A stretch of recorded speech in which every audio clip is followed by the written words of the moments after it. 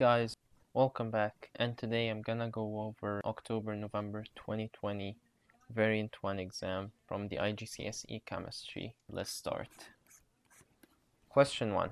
This question is about elements. So we have aluminum, carbon, iron, hydrogen, oxygen, silicon, sodium, and sulfur. Answer the following questions about these elements. Each element may be used once, more than once, or not at all. 1. Name the element that can be used as a fuel. So we actually have two elements that can be used as fuels, hydrogen and carbon. So you can write any one of them. Question 2. Name the element that forms an oxide with a similar structure to diamond. So the structure of diamond looks like that. This is the tetrahedral shape of diamond. And then each carbon has other 4 carbons attached to it. So this is how it looks like. And then this is how the silicon would look like. So we have one silicon molecule, and then we have one oxygen molecule, and this one oxygen molecule is attached to one silicon, and then this silicon has 4 other oxygens. So 1, 2, 3, 4, and then these oxygens expand to 2 silicons, and then this silicon expands to 3 more oxygens, so the total is 4, and so on. So diamond and silicon have a similar structure, so the answer would be silicon. 3. Name the element that forms an amphoteric oxide. So aluminum makes an amphoteric oxide, meaning that aluminum oxide reacts with acid as a base and reacts with a base as an acid. So the answer is aluminum. Question 4. Name the element that has oxidation states of 2 and 3. So generally speaking, the transition metals have different oxidation numbers, and the only transition metal we have here in the list is the iron, so the answer is iron. Question 5. Name the element extracted from bauxite. So we know that the aluminum ore is called bauxite, so the answer would be aluminum again. And then 6. Name the element that has atoms with the electronic structure of 2 6. So that means that this atom has 2 electrons in the first shell, and then 6 electrons in the second shell. So that means that it has overall 8 electrons. And since it has 8 electrons and it's an atom, then it has 8 protons. And we know that 8 protons. And we know that the element that has 8 proton is oxygen. And even if you don't know, you can always look at the periodic table. B. Iron rusts when it is in contact with oxygen and water. 1. Explain how sacrificial protection prevents rusting. So sacrificial protection is a process in which you add a metal that is more reactive than iron, or the element that you don't want to make it rust. So the other more reactive element reacts with water and oxygen, while the less reactive metal does not react. So in this example, you put some small zinc pieces on an iron so that it gets oxidized, while the iron does not. So we're gonna say that a metal that is more reactive than iron is added to get oxidized instead of the iron. And then B2, state the other method of rust prevention. We can say painting or galvanization. Painting. And then question 2. Zinc is extracted from one ore containing zinc sulfide. A. State the name of this zinc ore. So you have to know that the zinc ore is called zinc blende. B. This ore is converted to zinc oxide, ZnO.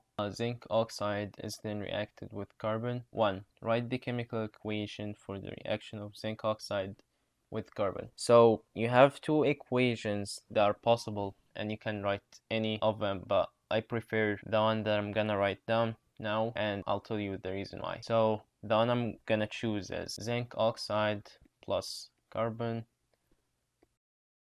That makes carbon monoxide and also zinc. The other equation that you can make is zinc oxide plus carbon also, but one product will be different. You'll make carbon dioxide as well as zinc. So the problem with this equation that you have to spend some time with balancing it. So we have two oxygens on this side, and we have to add two here, and then we have two zincs, so we have to add another two here. So it takes more time than this simple equation. So that's why I prefer this one. So anyway, let's go to question B2. State what type of chemical change happens to zinc and zinc oxide in this reaction, and explain your answer. So zinc oxide is losing the oxygen. So in this reaction, the zinc is losing the oxygen. As you can see, it had an oxygen in the reactant side, and then it lost it. So that's why the reaction is reduction, because if you gain an oxygen, that would be oxidation. So the opposite of oxidation is reduction. And the explanation would be that zinc has lost oxygen.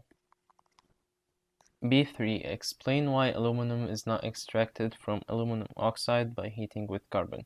So if we look at the reactivity series here and this chart, we can see that aluminum is more reactive than carbon. So carbon cannot reduce aluminum oxide.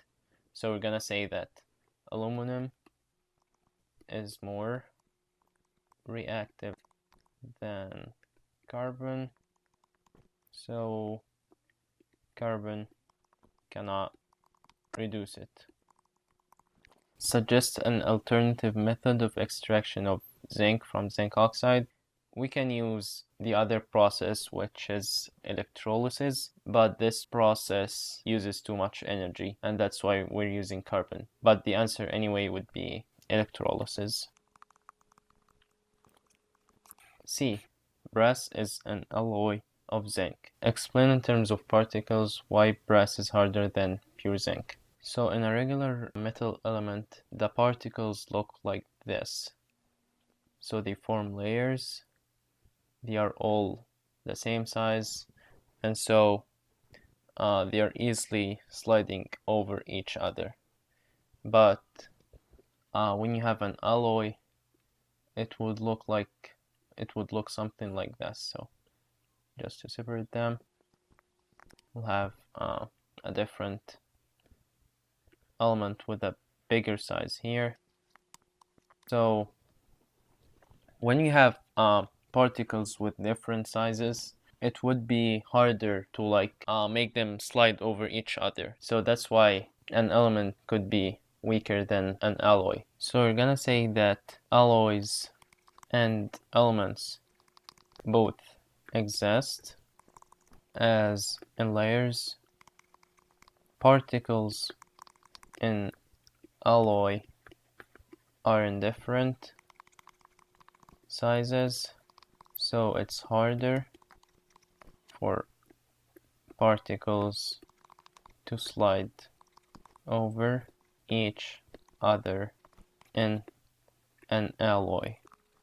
Now let's go to question 3. Aqueous ammonium sulfate NH4 is warmed with aqueous sodium hydroxide. The pungent smelling gas ammonia is produced. Balance the equation for this reaction. So the first thing we can do is to look at the number of nitrogens. So here we have 2 nitrogens, there we have only 1, so we gotta add 2 here. And then let's look at the number of sodiums, since they tell us that we shouldn't change any number on the sodium here. So we have 2 sodiums here and only 1 here, so we're gonna add a 2 here.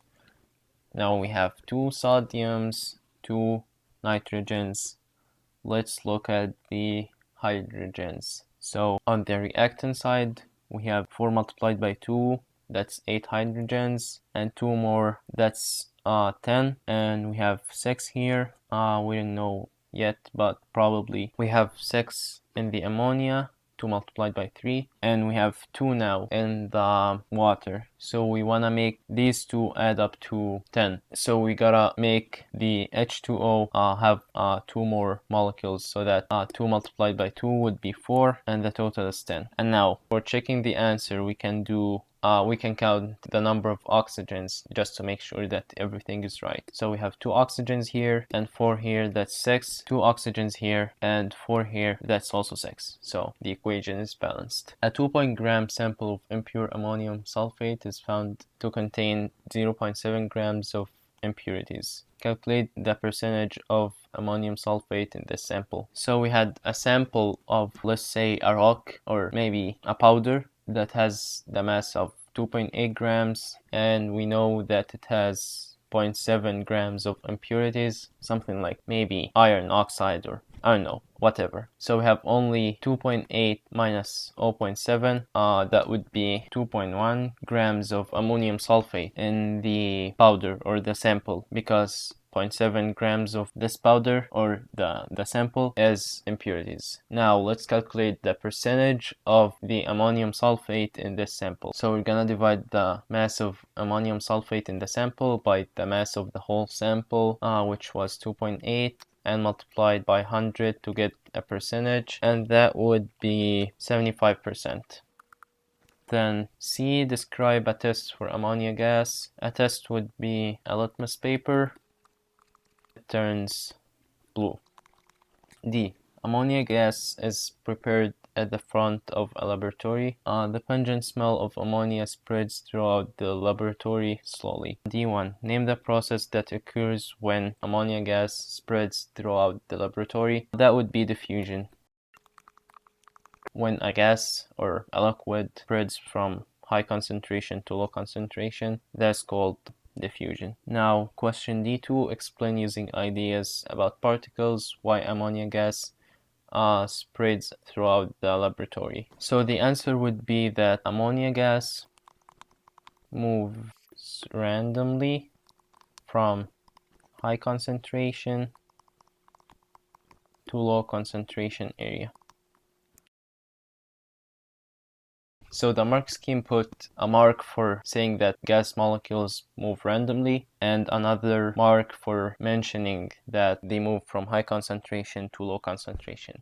And that's why you should always look at the marking scheme to see on what do they give grades for. Now, question D3, explain why carbon dioxide gas, CO2, will spread throughout the laboratory at a slower rate than ammonia gas, NH3. So the only thing that plays a role in this rate of diffusion is the MR. So if we calculate the MR of carbon dioxide, that would be 12 plus 16 multiplied by 2. The answer would be 44. While ammonia the nitrogen has 14 grams per mole, hydrogen has 3 grams per mole, 3 multiplied by 1, that would be 3, and that would be 17 grams per mole compared to 44 grams per mole. So as we can see, ammonia is lighter than carbon dioxide, and so it spreads faster. So we're gonna say that NH3 has a lower MR than CO2. E, ammonia is produced in the Haber process. The equation for the reaction is shown. So the equation is N2 with 3 molecules of hydrogen gas or H2 makes 2 molecules of ammonia or NH3. EI. In the Haber process, a temperature of 450 and a pressure of 200 atmospheres are used in the presence of finely divided iron. A larger equilibrium yield of ammonia would be produced if a lower temperature and a higher pressure are used. Explain why a lower temperature and a higher pressure are not used. So why wouldn't use lower temperature? That's because if we use a lower temperature, the yield would be higher, but the rate would be slower. Now, why are we not using higher pressure? Because that's more expensive. Higher pressure is more expensive. Question E2, state the role of iron in the Haber process. That's a catalyst. As we can see, iron is a transition metal, so it's used in the Haber process as a catalyst. F, ammonia is a weak base. 1, explain the meaning of the term base. So we know that a base is a proton acceptor.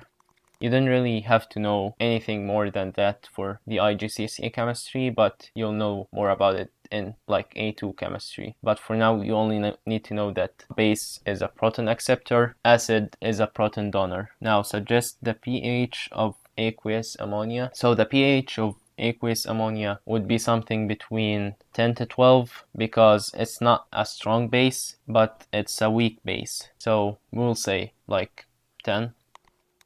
Now let's go to the next question. 4. Air is a mixture of gases. A. State the percentage of clean dry air, which is oxygen. Give your answer to the nearest whole number. So the percentage of oxygen in the atmosphere would be something like 21%. B. Oxygen and nitrogen are useful gases that can be obtained from air. 1. Name the process used to separate oxygen and nitrogen from liquid air. That's fractional distillation. 2. State the property of oxygen and nitrogen that allows these gases to be separated using this process. The answer would be boiling point. C. Carbon dioxide gas is a covalent molecule. Complete the diagram to show the electron arrangement in one molecule of carbon dioxide gas. Show only the outer shell electrons. So this is how the carbon dioxide gas looks like. It has 2 double bonds between the 2 different oxygen molecules just to make 8 bonds for the hydrogen. And so if we look at the structure of carbon dioxide, we have 2 oxygen molecules attached to 1 carbon molecule with double bonds. So that is because carbon makes 4 bonds and oxygen makes 2 bonds. So each oxygen molecule makes 2 bonds with the carbon. So if we are gonna draw the electron arrangement, it would look something like that. Assuming that crosses are for oxygen and dots are for carbon. We shouldn't do that unless we were asked to, but I prefer to do that. So we will have 2 pairs of electrons in each side. So we have 1 dot, 1 cross, and then 1 dot and 1 cross. On the other side, we will have one dot, 1 cross, and then 1 dot and 1 cross. And we also gotta make sure that oxygen has 8 electrons in its outer shell. So here we have 1, 2, 3, 4 electrons, and we gotta add extra 4 electrons for each oxygen molecule. So this is 1, 2, 3, 4. And let's go to the next question. The graph shows the concentration of carbon dioxide in the atmosphere over a 60-year period measured in parts per million. So the parts per million unit is just a concentration unit. We shouldn't worry about it for the IGCSE exam. You just know that it's a unit to measure concentration. The data shown in the graph is a global concern. Explain why. So the data shows that carbon dioxide is increasing. As you can see, it actually increased by something like 100 parts per million in the 60 years. So we're gonna say that CO2 concentration has increased significantly, and it's a greenhouse gas which has a great impact or effect on the climate change. E. Name the process in the carbon cycle by which plants remove carbon dioxide from the atmosphere. So plants use up carbon dioxide to make oxygen in the process called photosynthesis. 5a. Dilute sulfuric acid is electrolyzed using the apparatus shown in the diagram. Question A1 says state what's meant by the term electrolysis. So the answer would be breaking down an ionic compound in the molten or aqueous states using electricity. A2, explain why inert electrodes are used. That is to prevent the electrodes from reacting with any of the ionic compounds so that they don't react. Question A3, name the products formed at each electrode. On the negative electrode, a positive ion. On the negative electrode, there would be hydrogen from the sulfuric acid, and on the positive electrode, we will actually have oxygen, not something like sulfur dioxide or something. That's because the sulfate ion never forms at the positive electrode. When there is like a competition between oxygen and sulfate, the oxygen is of course from the water, from diluting the acid. So when there is a competition between oxygen and sulfate ion, the oxygen wins. So that's why. And then in question A5, write an ionic half equation for the reaction at the negative electrode. So at the negative electrode, we had a hydrogen plus ion that had an electron to form a hydrogen gas. But this equation doesn't make sense because it's not balanced. How the heck did one hydrogen make two hydrogens? So we gotta balance this. So we add two hydrogens and we add two electrons to make an H2. B1. Sulfuric acid is manufactured using the contact process. This manufacture involves 4 stages. Stage 1 involves the combustion of sulfur to form sulfur dioxide. Write the chemical equation for stage 1. So sulfur, we had sulfur and we had oxygen in the form of O2. That makes SO2. And then the equation for stage 2 is shown. 2SO2 plus O2 makes 2SO3. The reaction can reach equilibrium. Explain what is meant by the term equilibrium. So the equilibrium is a type of reaction that has a rate of forward reaction equal to the rate of backward reaction while the concentrations are constant. Now question B3. The energy level diagram for the forward reaction in stage 2 is shown. So this is the energy diagram, and as we can see, the energy level went down, meaning that the reaction is exothermic. Explain what the diagram shows about the energy changes in the forward reaction. The reaction is exothermic because the products have a lower energy, or the product. Actually, we have only one product, right? Yeah. So the product has a lower energy than the reactants. Question C. In stage 3, sulfur trioxide SO3 is converted to oleum, which has the formula of H2S2O7. In stage 4, oleum reacts to form sulfuric acid H2SO4. State what oleum reacts with in stage 4.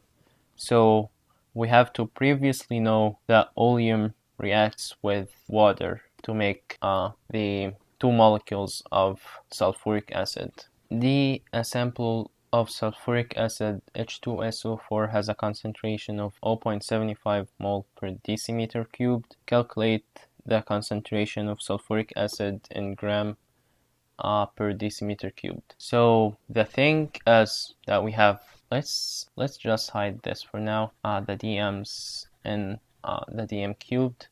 So we have 0.75 mole. We want to make it in grams. So we have 0.75 moles of sulfuric acid. We want to find the mass of it. So the thing we can do is to use this rule that says mass, and we have MR and mole. So we have the mole and we have the MR. We can find the MR to get the mass. So the MR would be 2 plus 32, the mass number of sulfur and then 16 multiplied by 4, that would make 98 grams per mole. So let's now use this MR and the number of moles to get the mass. So 98 multiplied by 0.75 would make 73.5. So if we have 0.75 moles of sulfuric acid, we will have 73.5 grams of sulfuric acid. So let's now put back the decimeter cubes and just write down the answer for the question in grams per decimeter cube. So if you're asked to convert mole per decimeter cube to gram per decimeter cube, the only thing you should do is to find the MR of the compound, and from the moles and the MR you can find the mass, and that's it. Now question 6.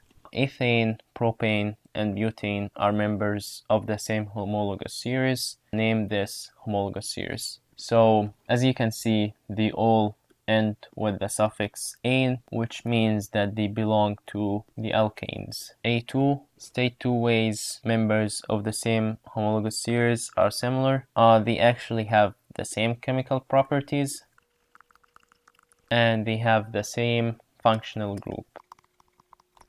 Now, what's a functional group? The functional group is like the special thing that this member of homologous series have. So the special thing that something like carboxylic acids have is the C, double bond O, and OH. Something like alcohols have the OH group as the special part. Alkenes have the double bond like that, and alkenes have the single bond. This is the special thing about them. So the special thing about alkanes is that they have a single bond. Question B. 1 mole of ethane C2H6 contains 6.02 multiplied by 10 to 23rd power molecules. Calculate how many molecules are in 15 grams of ethane. So out of all the past papers I solved before in the IGCSE Chemistry, this is my first time to see this type of questions. I only saw this question in the IGCSE Chemistry, so it's kind of weird to see this question, but the question is not too hard to answer, so let's go over it. So to answer this question, we should first find the number of moles of the ethene. So find the number of moles, we should divide the mass by the MR using this rule. Mass MR mole. So we know that the mass is 15, but we don't know the MR yet, so let's calculate it. So we have 12 for the carbon multiplied by 2 because we have 2 here, and then 6, that would be 30. So if we divide 15 by 30, that would give us 0.5. So we have 0.5 moles of ethane. And since they told us that the 1 mole of ethane contains 6.02 multiplied by the 10 to 23rd power molecules, then to find the number of molecules in 0.5 mole, we should multiply 0.5 by this number over here. That would give us 3.01 multiplied by 10 to 23rd power. So let's just copy the answer here, and this is how we answer a question from AS Chemistry. C. Propane reacts with chlorine. 1. Write the formula of the product which doesn't contain carbon. So we know that when an alkane reacts with a halogen, that would make a hydrohalogenate. For example, if we react bromine with an alkane, that would give us HBr, or hydrogen bromide. If we react an alkane with chlorine, that would give us HCl, or hydrogen chloride. Now, draw the structure of an organic product formed. Show all the atoms and all of the bonds. So let's first draw a 3-carbon chain, since we have prop, which means 3. So 1, 2, 3. And then let's add the chlorine that was added, and just add the hydrogens. And then question C3 says, state the name of this type of reaction. The name of reaction is substitution. This is the thing that you have to learn from the organic chemistry reactions. D1. Aqueous bromine was added to a sample of ethene. Give the color change seen. So when a bromine reacts with an alkene, they form a bromoalkane. So this bromoalkane is colorless. All the bromine molecules goes to the organic compound. That means that no bromine molecules are remaining as bromine as Br2, and we know that the Br2 has a brown color, so when we no longer have Br2, the solution will turn to colorless. So the solution turns from brown to colorless. D2 explain in terms of bonding why there is no color change when aqueous bromine is added to ethane. So in terms of bonding, ethane has a double bond, and this double bond is non-saturated, but something like ethane has a single bond, and the single bond is more saturated than the double bond. So we're gonna say that the single bond in ethane is saturated. Question EI. There are two structural isomers with the formula of C4H10. Draw the structures of both of these isomers, showing all the atoms and all of the bonds. So let's start with the simple isomer, drawing a 4-carbon chain and add the hydrogens. Now let's go to the other isomer, and this is how it would look like. So we have 3 straight carbons and 1 above the second one. And let's just add the hydrogens. As a double check, let's count the hydrogens. 1, 2, 3, 4, 5, 6, 7, 8, 9, and 10. Butane is formed when longer chain hydrocarbons are cracked. Complete the chemical equation to show the other product when butane is formed by cracking. So when we cracked a hexane, we formed a butane, and we're now missing 2 carbons because C6 minus C4 makes C2, and we're also missing 4 hydrogens because H14 minus H10 makes H4. So this is the answer. F. A compound contains 85.7% carbon and 14.3 hydrogen by mass. 1. Calculate the empirical formula of this compound. Show your working. So to calculate the empirical formula, we should start with calculating the number of moles of each element. So we have 85.7 grams of carbon. Assuming that the mass of the whole compound is 100, we'll have 85.7 grams of carbon divided by 12 to get the moles, and 14.3 divided by 1 to get the moles.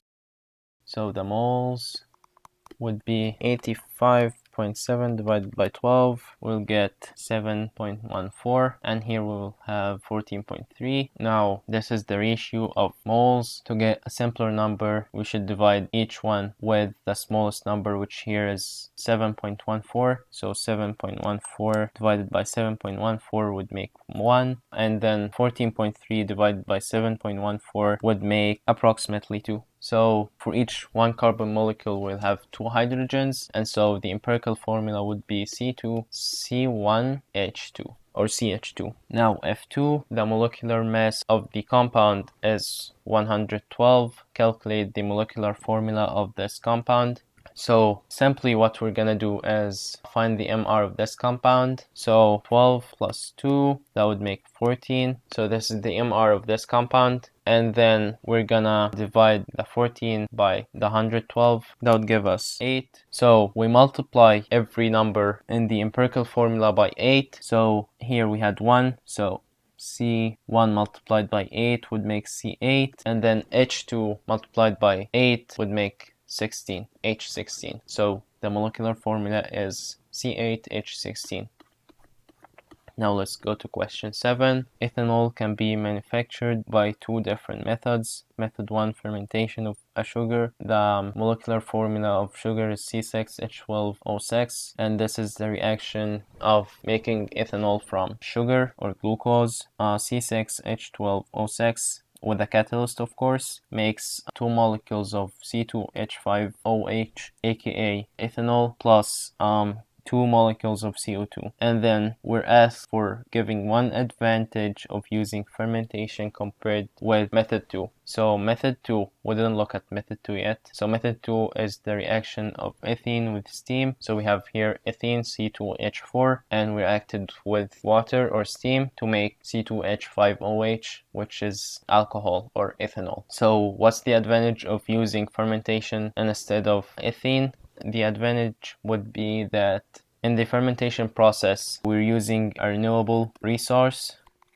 because we'll never run out of sugar, but we would probably run out of ethene soon. And then give one disadvantage of using fermentation. One disadvantage would be that the process is slow because we deal with yeast, which are living organisms, and they don't function super fast. And the other disadvantage would be that we have a yield of carbon dioxide that we don't want. We want a pure yield of ethanol. Like we put all sugar and get 100% ethanol, but that doesn't happen in real life. We get also carbon dioxide. But when we use ethene, we only get ethanol. So one disadvantage, I would say, that fermentation is slower.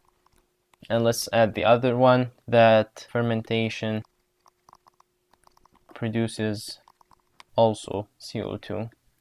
B. Ethanol reacts with acidified potassium manganate to form water and a product that turns litmus paper red. State the name of the product that turns the litmus paper to red. So this product would be ethanoic acid. We know that acids turn litmus papers to red. And then B2 says, state the type of reaction that ethanol undergoes when it reacts with acidified potassium manganate. So the type of reaction would be oxidation, because we know that potassium manganate is an oxidation.